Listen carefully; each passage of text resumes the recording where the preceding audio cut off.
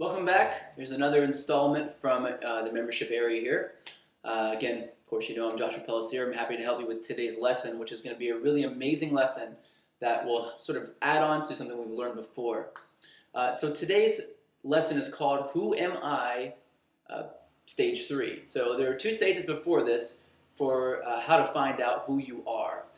As you might remember, the first stage was being proud of your past, integrating where you came from into your own personality and being proud of that instead of running away from it or denying it or just accepting it as well. These aren't necessarily going to help you. You need to be proud of where you came from because you cannot change that about yourself.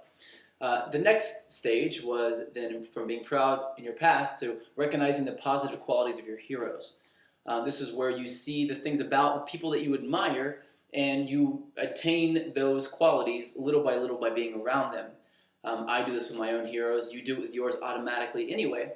It's just good to kind of go through and realize which people are your heroes and which qualities you do want to gain. Otherwise, you may start taking on their negative qualities as well, and you may become obsessed over their personalities. So the last part of Who Am I is going to be a stage called Your Happiness in the Future. Now, recognizing your happiness in the future is kind of a strange concept because how do you know what's going to happen to you? Well, essentially, you don't know what's going to happen to you, and this is why it's so important. Our minds will begin to simulate different things that they believe are going to happen, and usually we simulate different circumstances under stress. And since we simulate under stress, guess what the simulations look like? Negative, of course. So we need to rewire that neural pathway in our minds and get very clear on what it is that we want to get in the future.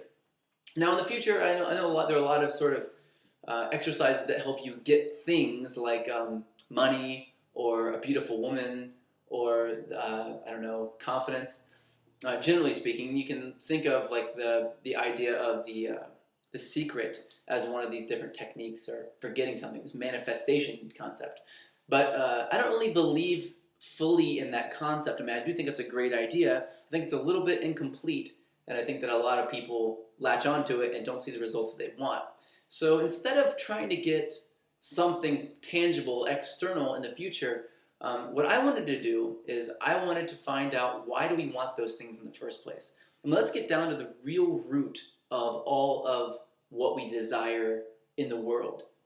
And you know what, let's take money for example, and this is one of the very simple ones to work backward because money doesn't actually correlate to happiness. It correlates to relief from fear and stress because we believe that when we have money, we won't have to worry about the same survival level principles, survival level ideas that we used to worry about, and we can make larger things happen. And that's for a large part true, actually. I don't think that that's a negative thing or a bad thing to think. But I do think that we want money for another reason. And so let's sort of work this backwards and figure out what it is. So let's say you had more money than you could ever spend ever in your entire life. You have everything you've ever wanted, and this, everything you ever wanted, tangibly. You could buy a jet ski right now and go jet skiing for an hour, dump it in the ocean if you wanted to, which would be bad for the environment. But let's say that you just wanted to, you could give it away, and then come back, eat a steak if that's what you wanted to eat. Stay at a 5-star hotel in the fanciest place there. Never have to worry about money ever. Get nothing but room service every day. Hang out with whomever you wanted to. You could pay for advice, whatever you wanted to pay for. You could build a business. You could do whatever you wanted. So now that you have this freedom, what is it about the freedom that is so enticing, that makes you so excited about this idea of being able to do whatever you want to? Well, at the end of the day, you have to start taking away things that are associated with freedom and see whenever the freedom doesn't make sense anymore for you. Let me show you an example of that.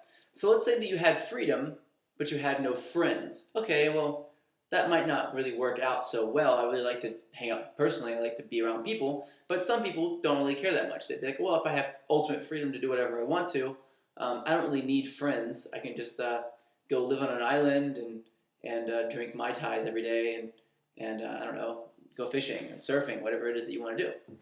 Or go live on a mountain that you own, in some jungle. And whatever it is you want to do, you don't really need to be around people. So I think a lot of people could experience the positive parts of freedom and not be around people. So let's say that, what if you could have freedom in the same manner, but you didn't have any money? Okay, well, that's kind of an interesting idea. I mean, let's say that I didn't have to pay for anything ever again. You know, I could have whatever I wanted to, but money, exchange and money wasn't really part of my life. I didn't take money out and pay for things. Things just, whatever I wanted was just given to me. Would that be a good way to bypass money? Well, yeah, I think so, actually. I wouldn't need any money in the whole world. It would be like I was rich beyond my wildest imagination, because anything that I wanted, I could just have, right? Okay, so money isn't necessarily the root of freedom, but it is what we associate to it, this idea. But what if you had freedom, but you couldn't be happy with the freedom? Now, this is where we kind of run into a problem. It turns out that most of us, and I'd like to say all of us, have really one or two things in common. Everything else is a total wild card, but there are two things that I believe we do have in common, everyone. One is that we all want to be happy. We're all trying to be happy. We're all doing what we believe will make us happy. And the second thing is that we are confused, all of us. We think we know what's going to make us happy, but none of us really do know. And so, hence, this is what sort of brings forth all the ideas that we have about money, about success, about love, about all the things that we want. They're all because we believe they're going to make us happy in the future. So what I want to do is I want to take away all that stuff. I want to just focus on the idea of happiness in the future, and I want to do a visualization exercise with you. So what I want you to do is I want you to get out a piece of paper, hopefully a journal that you've been using throughout this video series so far in the membership area. If you haven't used the journal yet, then you can start right now. This is a good time to do it. And I want you to take a moment, and I want you to write out what I'm about to ask you to write out. So what I want you to do, here's the exercise. I want you to imagine 20 years in the future, 20, 25 years from now. And I want you to picture nothing yet. Just know that it's 25 years in the future. You can close your eyes if you want to.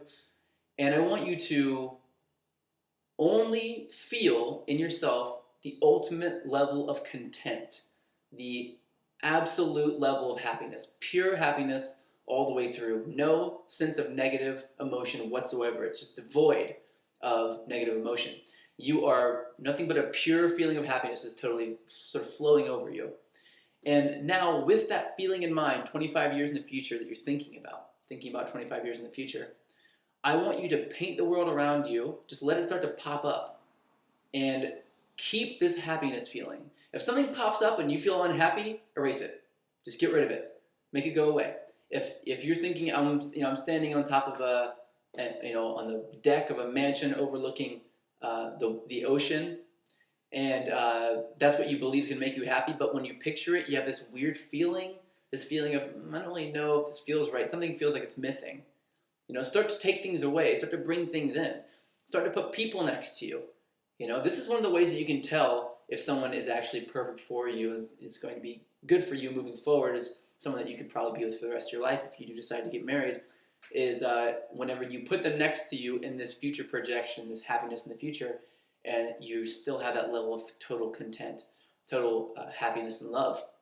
So I want you to project into the future, put different people there, put different things there. The people, make sure you don't attach to them, but you attach instead to what they represent. If it's a beautiful woman and you can see her face, think about how she acts. Think about who she is as a woman, not her name or what she does for a job or whatever. So instead, just focus on what makes you happy in the future. And I want you to think about this for a moment and visualize it. And really take time to do it. I want you to pause this video, and I want you to write for at least 5 minutes straight. I want you to time it, start when the video pauses, and then press play again in 5 minutes when you're done writing. Just write for 5 minutes and write what you see in this exercise. At the end, go ahead and press play. I'm going to let you pause and do that now. Go. Okay, great. So I'm really glad you got to go through that experience, because it's exciting and yet surprising to see the things that we write down. I remember whenever I first did this exercise, I saw some things that changed my life. I didn't think that I wanted, a house with a white picket fence, and I don't even really like dogs, but I had to picture myself with these two kids running around in the yard, and a dog, and my wife standing in the front yard. and I was carrying a briefcase, and I don't know why. It just was, and I had glasses. I don't know what was going on, but I definitely visualized this. Now, over time, this can change, and if I do it again, I may have several different versions of this, and you may find that you had several different versions yourself. That's totally fine as long as in every single version you are perfectly happy. Now, when you combine this concept, this is what really makes a powerful, powerful impact in your life. The idea that you are proud of where you came from, that you have things to reach toward, that are the positive qualities in your heroes, and that you have an image in your mind of what will make you perfectly happy in the future. That is what makes up who you are.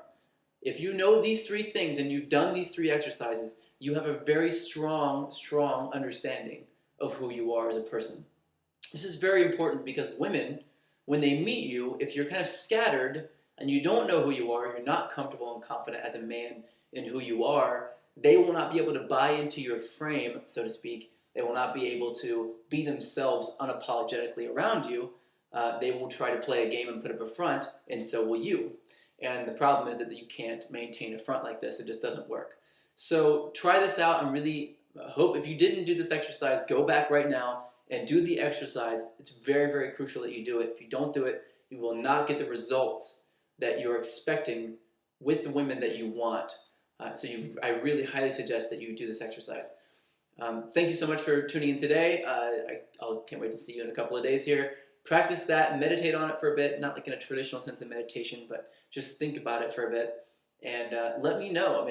Comment below if you can, and let me know what you think about it, and let me know how it's sort of affected you and how you've come to realize some things about yourself. If you feel like sharing, go ahead, and I will obviously be very happy to share my own pictures in the future as well. So that's it for today. Thank you so much for tuning in, and I will see you in a couple of days.